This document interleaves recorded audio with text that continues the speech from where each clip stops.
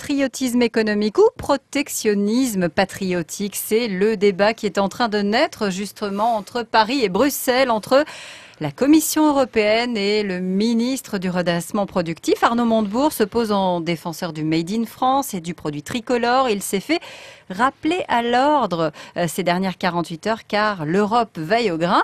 Bonjour Vincent Giret. Bonjour. Bonjour François Dorcival. Bonjour Raphaël. C'est le duel du mercredi, libération face à valeurs actuelles. Où s'arrête le patriotisme économique et où commence le protectionnisme patriotique, Vincent? Alors d'abord, vous avez choisi le débat le plus piégé qui soit en ce moment. Il y a voilà, c'est votre talent à vous. Il y a des postures, beaucoup d'idéologies et honnêtement, aujourd'hui, le patriotisme, ça sonne quasiment dans notre pays comme une insulte.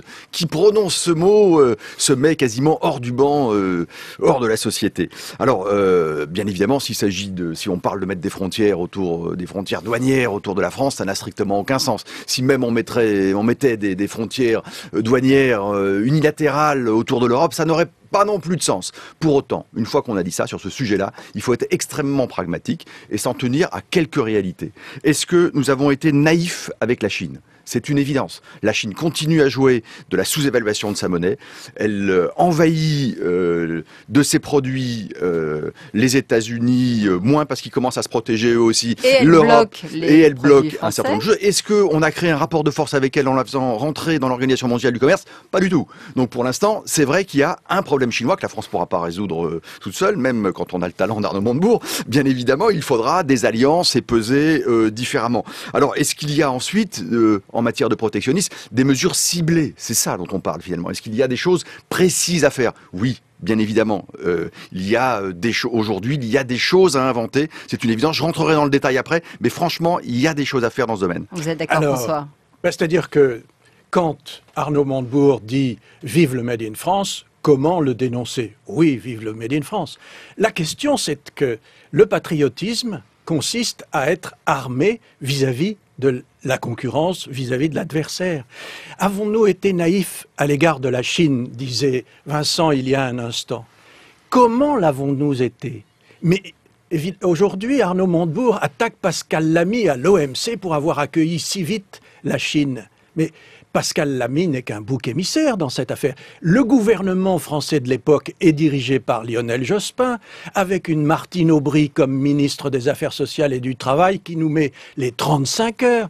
Quand on disqualifie le travail en France, comment voulez-vous que nous soyons armés vis-à-vis des 35 heures, vis-à-vis de la concurrence? Ça n'est pas le sujet du jour. Comment c'est pas le sujet du jour? Mais qu'est-ce que c'est que le patriotisme économique quand on a perdu 600 000 emplois industriels en 10 ans? Qu'est-ce que c'est que le patriotisme économique quand la France est aujourd'hui la 4e puissance industrielle d'Europe, derrière l'Allemagne naturellement, mais aussi l'Italie et la Pologne? C'est ce que vous êtes en train de nous dire. Eh bien, on a le choc fiscal, on a le choc social. Où est le choc de compétitivité? Alors, on ne va pas mélanger tous les sujets. Si on parle pour l'instant du commerce mondial. Oui. Je vais vous donner, c'est la résultante. Le commerce mondial, c'est la résultante. Bien évidemment, s'il y a tous ces éléments, les éléments dont vous avez parlé existent. Mais il y en a d'autres aujourd'hui. Prenez un seul exemple. Le secteur, par exemple, des marchés publics. Il est ouvert à plus de 90% en Europe. 32% seulement aux États-Unis, 0 au Brésil. Donc, est-ce qu'il n'y a pas une part de naïveté à laisser penser qu'on peut, sur des marchés qui sont publics, fixer aucune règle? Ça pose quand même un problème, à mon avis, extrêmement concret. Ensuite, il y a un certain nombre de choses. Est-ce qu'il n'y a pas aussi, par exemple, à inventer des choses en matière de taxe carbone? Après tout, est-ce qu'on ne pourrait pas taxer davantage des produits qui viennent de pays qui ne réduisent pas leurs émissions de gaz carbonique ou qui ne respectent pas les normes de l'organisation internationale du travail? Il ne s'agit pas de mettre des barrières unilatérales, encore une fois, il s'agit de faire des choses précises, sensibles, qui permettent aussi à nos producteurs, j'ai autant que vous, François Dorcival, le souci de nos producteurs et des chefs d'entreprise qui se lancent dans l'industrie en France, ils sont extrêmement courageux, il faut pouvoir aussi laisser grandir, se créer ces entreprises, les laisser s'épanouir avant d'affronter de grands vents de la concurrence mondiale. Vincent, je vous écoute et je suis quand même tout à fait surpris que dans votre exposé, vous n'ayez encore pas fait mention de l'existence d'une zone euro. Nous sommes dans un même espace monétaire. Et oui, et nous ne sommes pas seuls. Et nous ne sommes pas seuls. Donc cet euro fait peser sur notre industrie, sur nos entreprises, des contraintes. Et ces contraintes, à nous de les desserrer. Et c'est effectivement tout l'objet du rapport gallois de dire en matière de compétitivité, il y a des choses à faire. Alors on précise sur le rapport gallois... Et nous sommes en train d'enterrer le rapport gallois, comme nous en avons enterré bien d'autres. Alors Jean-Marc Ayrault a pris la parole ce matin, oui. François, pour dire que non, il oui, n'était pas en train de l'enterrer, que le gouvernement était au travail mais... et qu'il ferait des propositions dès la remise de ce rapport, c'est-à-dire dès le 6. Oui, bien sûr. Mais oui, bien sûr, il y a.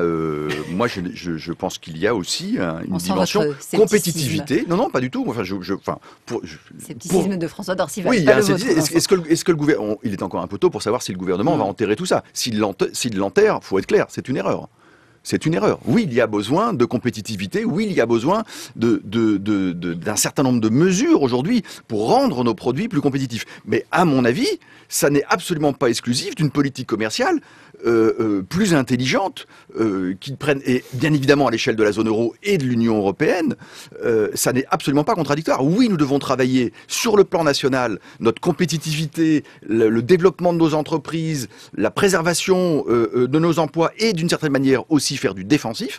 Il faut être à la fois offensif et défensif, mais nous devons aussi ne pas nous interdire de penser à l'échelle de l'Union européenne, bien évidemment. C'est une puissance économique qui pèse dans des différentes instances. Elle doit faire valoir un certain nombre de choses et changer ses règles, parce qu'il y a quand même encore, malgré la crise, il y a encore un consensus libre-échangiste absolu qui me semble aujourd'hui problématique. Mais très bien, mais que nous ayons fait des pas dans ce sens, que nous soyons en train de parler de réciprocité et non pas éternellement d'ouverture des frontières européennes, tant mieux. Mais sachons aussi que le gros du commerce et des échanges français se fait à l'intérieur de la zone euro et que nos concurrents sont allemands, italiens, belges, espagnols et autres. Bien sûr. Que se dire aujourd'hui que la Pologne est passée devant nous en matière de puissance industrielle et d'emploi industriel, ça fait tout de même réfléchir. Et vous avez vu, Arnaud Montebourg a pris le cas de la Corée du Sud sur l'automobile. Bon, là, voiture fabriquée en Pologne, notamment. Pourquoi l'exemple était à la fois très bien choisi et très mal choisi? Très mal choisi parce que l'essentiel de ces voitures coréennes, en fait, sont produites. Les Hyundai et les Kia. Elles sont produites en Europe. Donc, avec des salariés français, européens. Avec des salariés européens. Mais pourquoi l'exemple n'est pas si mal choisi? C'est parce que la réciprocité ne vaut pas en Corée du Sud. Et il y a aujourd'hui, on a un mal fou à vendre des voitures françaises ou européennes. Bon, et ça pose un problème. Quand il y a un déséquilibre des termes de l'échange, voilà, on est aussi dans ce sujet-là. Il n'y a pas que la compétitivité, il y a et la compétitivité et les règles du commerce mondial. Balayons chez nous d'abord. Merci messieurs. Le débat du mercredi, François Dorcival, Valeurs Actuelles, qui fait sa une sur le mariage homosexuel. Pourquoi ils disent non? Et Vincent Giré, Libération, Libé, qui fait sa une, double une sur les lycéens qui se racontent, Ma banlieue, mon roman, et sur le cinéma, bien sûr, avec ce film dont nous parlions sur France Info, le dernier Michael Haneke, qui déborde d'amour. Merci messieurs, rendez-vous mercredi prochain.